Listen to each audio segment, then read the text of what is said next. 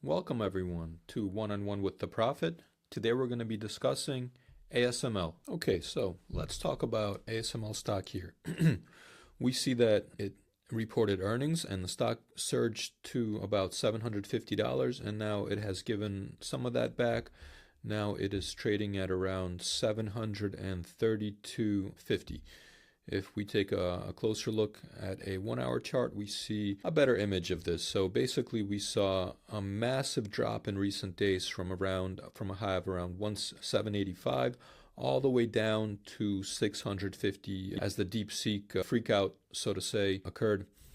And now we saw a decent recovery in recent sessions, and then the earnings report just sent ASML stock skyrocketing by about 10% here. There's been a little give back, but that's okay.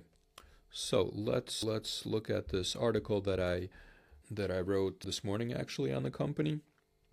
So we are discussing here how the constructive earnings dynamic here implies a solid earnings dynamic moving forward.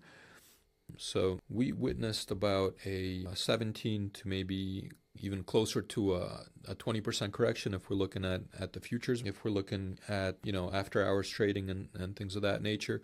So ASML really got hammered recently. Now, I wrote about ASML back in November, why I was thankful that the stock had become so cheap, because I actually bought it in November around the lows, in the $650 range. So we had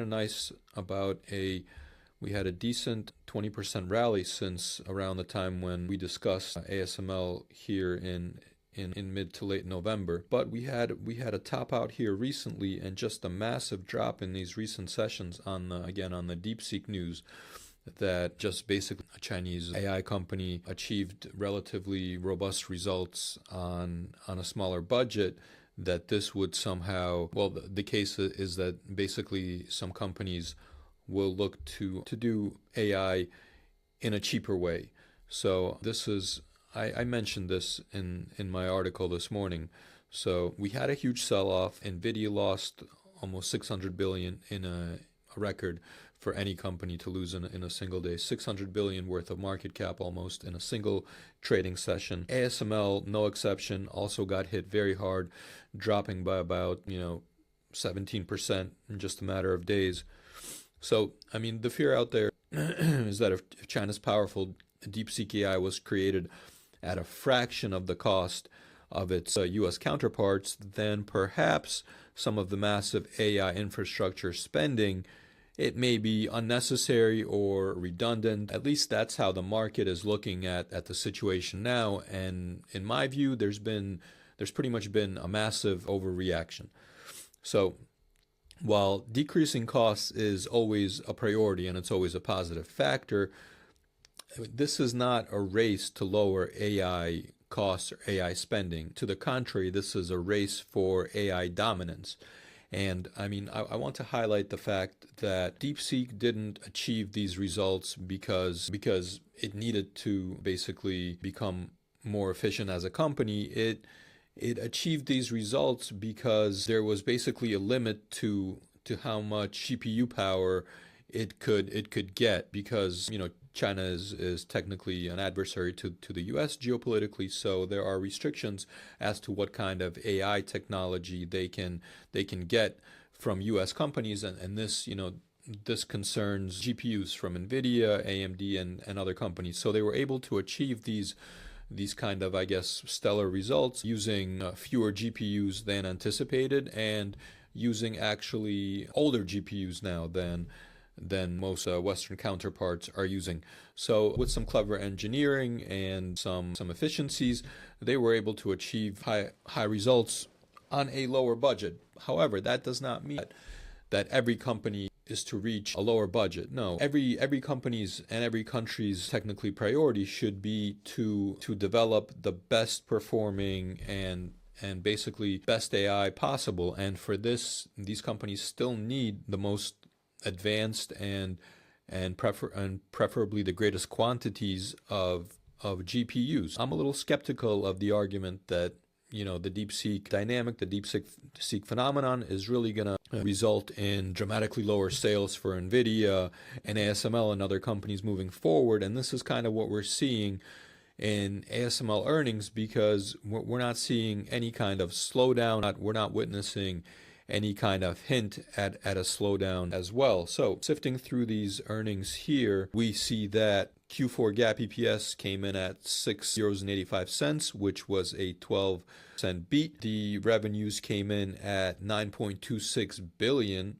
euros, about a 28 year-over-year increase. So just a massive number right there. And this was actually a beat of 200 million over the consensus estimate. So a very healthy report here. And what's perhaps even more impressive is the outlook that ASML gives, because it basically reaffirms its strong outlook for 2025, saying that it will likely sales should be between 30 and 35 billion euros, possibly coming in toward the higher end range of that, because knowing these companies, they like to lowball their estimates sometimes, because they, the worst spot a company can be in is basically to announce an outlook and then not being able to meet it. So what happens is that most companies, and just about all high quality companies will announce an outlook, guide to a range that they feel at least hit the higher ends of that range. So I'm looking for probably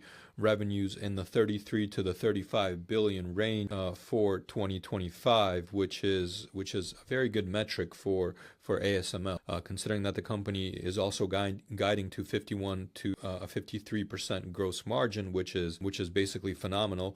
And now, more specifically, Q1 2025 total net sales, the company expects between 7.5 and 8 billion euros, which is substantially higher than the 7.24 billion euro estimate. Now, also expecting high gross margins of 52 to 53%. So very good news for ASML here, as well as the broader semiconductor and chip space, in my view.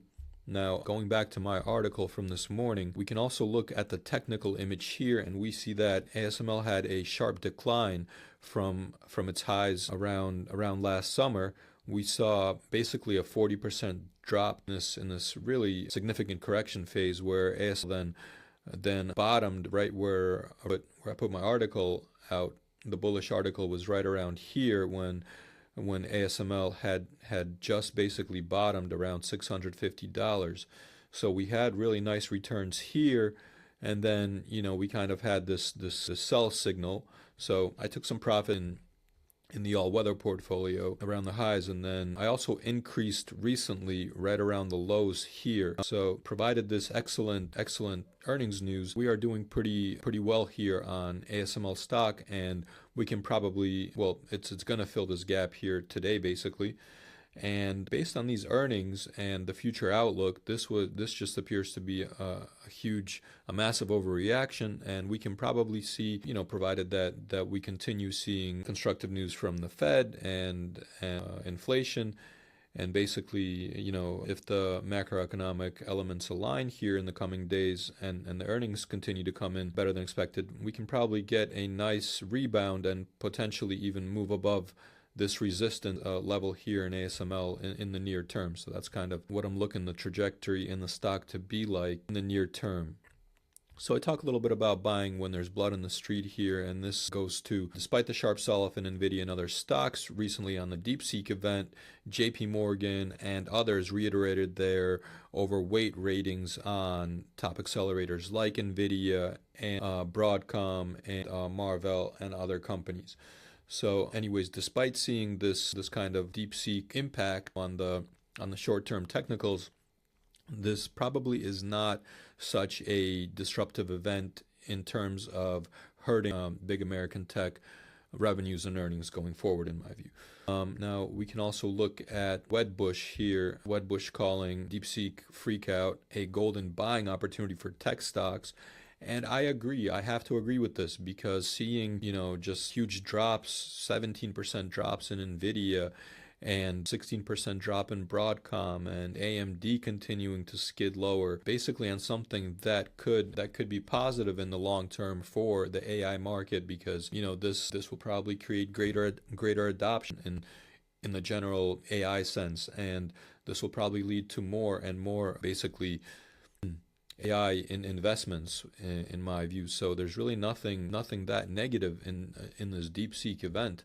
Really got rattled by it. So going back to the article, let's see. I'm looking at ASML's valuation, which has become very cheap, considering that the company could earn about $25 to $26 this year. And then, if we look towards 2026, because we should be looking forward, ASML could earn around $30 to $35 per share, because the $30 estimate is the consensus estimate, but the higher end estimate is around $35. But we should consider that these estimates will probably increase soon, because we're seeing outperformance on the earnings front.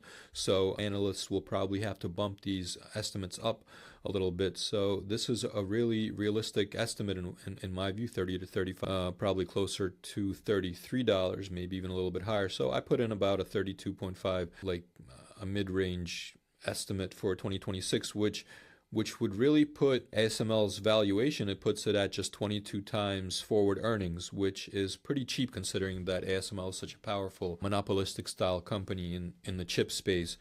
And we could probably see the multiple expanding here and potentially making the stock, appreciate to maybe around 850, 825 to 850 this year. And I expect that we can move over 1,000 in 2026, with potential for more upside to 1,350 and maybe closer to 2,000 by 2030. Thank you for watching my ASML video.